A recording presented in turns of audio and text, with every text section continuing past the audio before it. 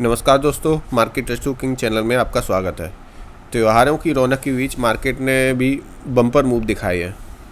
Nifty ने फिर बनाया है जैसे हाई और सेंसेक्स इन्वेस्टर के चेहरों पर मुस्कान लेके आया है। लेकिन क्या ये रैली आगे भी टिकेगी? तो चलिए शुरू करते इस हफ्ते का मार्केट रीकैप। 13 से 17 अक्टूबर का इस हफ्ते का शानदार रहा और ये हाई बनाया मार्केट ने। तो हम लोग पहले चार्ट्स को देखते हैं, फिर आगे की चर्चा करेंगे। तो चार्ट्स को निफ्टी को चार्ट्स को डेली कैंडल के उस हिसाब से हम लोग देखेंगे। तो देखेंगे जैसे ही मार्केट ने यहाँ पे, और ये चर्चा हम लोगों ने उस समय वीडियो में की थी कि मार्केट इस ट्रेंड लाइन को सपोर्ट करते हुए जा रहा है और यहाँ पे ये वाली इस वाली, तो मार्केट हो सकता है कि यहाँ पे 26,000 के आसपास जाए। और ये हम लोगों ने बिल्कुल बात की थी मार्केट के बारे में और वही होता हुआ देखा। मार्केट यहाँ से पहली, दूसरी, तीसरी कैंडल बनाया, फिर यहाँ कंसोलिडेशन किया और उसके बाद फिर ये, और ये 2 दिन बहुत बड़ी बढ़त मार्केट को मिली और मार्केट ने अच्छा मूव दिखाया। ठीक है, अब हम लोग बैंक निफ्टी का चार्ट भी देख लेते हैं। बैंक निफ्टी का चार्ट भी देखेंगे तो आप देखेंगे लगातार जब यहाँ पे सपोर्ट लिया था मार्केट ने, तो ये वाली कैंडल आप देख रहे हैं जो ये बनाई है यहाँ पे, इसको पूरा एकदम साफ़ करके दिखाते हैं आपको। ये वाली जो कैंडल है इसकी बात कर रहे हैं, ये छोटी वाली। और इसके बाद से आप देख रहे हैं लगातार मार्केट ने हाई लगाया, मगर पिछले हाई से नीचे था। फिर मार्केट ने क्या किया, यहाँ पे फिर डोजी कैंडल बनाई है। डोजी कैंडल का मतलब होता है कि मार्केट अनिर्णय की स्थिति में है, ऊपर से भी नीचे लेके आते हैं और नीचे से ऊपर बायस लेके आते हैं, और दोनों में डिसीजन नहीं जब होता है तो ये इस तरीके की कैंडल बनती है। उसके बाद मार्केट लगातार बनाता रहा और ये वाला जैसे ही ब्रेकआउट किया फिर मार्केट लगातार, और पिछले 2 दिनों में बहुत बड़ी तेज़ी देखने को मिली। निफ्टी ने तो हालांकि हाई बना चुका है, बैंक निफ्टी में वो बाकी है, देखेंगे कब बनता है।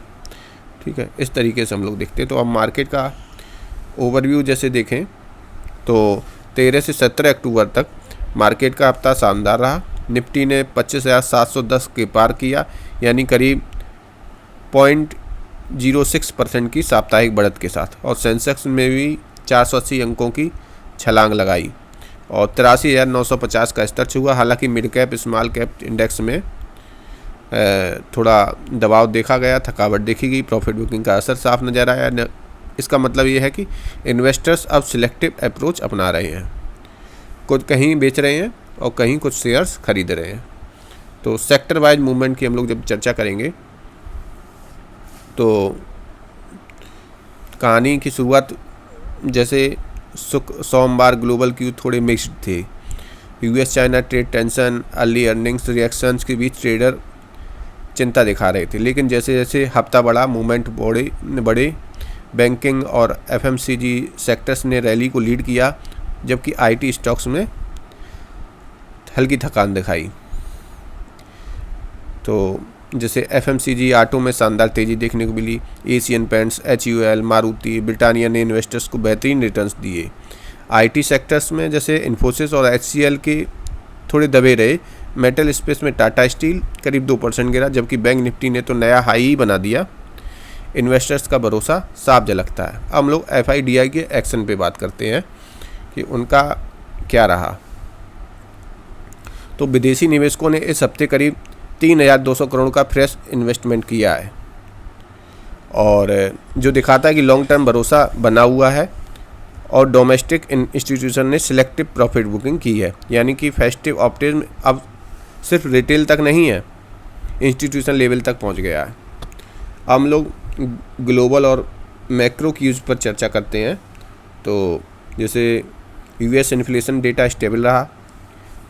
ठीक है, फेड की डोविस कमेंट्री से ग्लोबल सेंटीमेंट में सुधार आया। ब्रेंट क्रूड $85 पर स्थिर रहा और रुपया भी 83 के आसपास मजबूती दिखाता नजर आया, यानी मैक्रो क्यूज इस टाइम बुलिश बायस को सपोर्ट कर रहे हैं। जब टेक्निकल आउटलुक पे जाते हैं तो एक बार देखते हैं कि निफ्टी हायर हाई फॉर्मेशन बन रहा है। सपोर्ट 25,450 पे है और रेजिस्टेंस 25,900 पे है। आरएसआई अभी भी माइल्डली बुलिश जोन में है, और जब आरएसआई 70 के नीचे रहता है तो ट्रेंड ऊपर जाता है। तो ये सस्टेनेबल रैली का संकेत है, मतलब बायर्स अभी भी एक्टिव हैं। अब हम लोग चर्चा करते हैं मार्केट सेंटीमेंट और वॉलेटिलिटी की। तो मार्केट सेंटीमेंट की चर्चा करेंगे तो मार्केट ब्रेड्थ जो है ग्रीन रहा है, लगभग 3 स्टॉक्स बढ़े तो 1 गिरा। इंडिया विक्स में 1.5% गिरावट देखने को मिली, जो बताता है कि वॉलेटिलिटी घट रही है और इन्वेस्टर का कॉन्फिडेंस बढ़ रहा है। तो अब हम लोग बात करेंगे थोड़ा रिलायंस, HDFC, ITC के रिजल्ट आने वाले अगले हफ्ते, साथ ही RBI मिनट्स और ग्लोबल जॉब डाटा भी मार्केट की दिशा तय करेंगी। तो शॉर्ट टर्म में कंसोलिडेशन पॉसिबल है, लेकिन ओवरऑल बायस अभी भी बुलिश है। साथ ही ज्योतिषी विश्लेषण से देखते हैं तो इस दृष्टि से अगले हफ्ते शुक्र और बृहस्पति का योग बन रहा है, अनुकूल योग है, यानी वित्तीय सेक्टर के लिए सकारात्मक संकेत है। और बुध का गोचर कम्युनिकेशन स्टॉक्स को थोड़ा वॉलेटाइल बना सकता है, लेकिन ग्रहों की चाल से अभी भी बुलिश एनर्जी बरकरार है। तो दूसरी चीज़ ये है कि शुक्र और बृहस्पति का संयोग अनुकूल तो बन रहा है, मगर शुक्र और बृहस्पति जो है, शुक्र दैत्य ग्रह माना गया है और बृहस्पति देव ग्रह माना गया, तो इन दोनों का कॉम्बिनेशन होने से कभी कभी गिरावट को भी देखना पड़ेगा। मगर यह है कि जो योग बन रहा है वो अनुकूल योग है वित्तीय सेक्टर के लिए। हम लोग क्लोजिंग पे चर्चा करते हैं लास्ट में, और अगले हफ्ते किस तरीके की झलक रहेगी, क्या रहेगा। तो इस हफ्ते का मार्केट रिकैप, जहां त्योहारों की खुशियों के साथ साथ निवेशकों को भी मिल रही है डबल सेलिब्रेशन। तो अब ये सवाल आपसे है कि अगला आउट परफॉर्म सेक्टर कौन सा होगा, ऑटो या FMCG? कमेंट में बताइए। अगर वीकली रिकैप पसंद आया हो तो वीडियो को लाइक कीजिए, चैनल मार्केट एस्ट्रो किंग को सब्सक्राइब कीजिए और बेल आइकन दबाइए ताकि मार्केट इनसाइट सबसे पहले आप तक पहुँचे। धन्यवाद।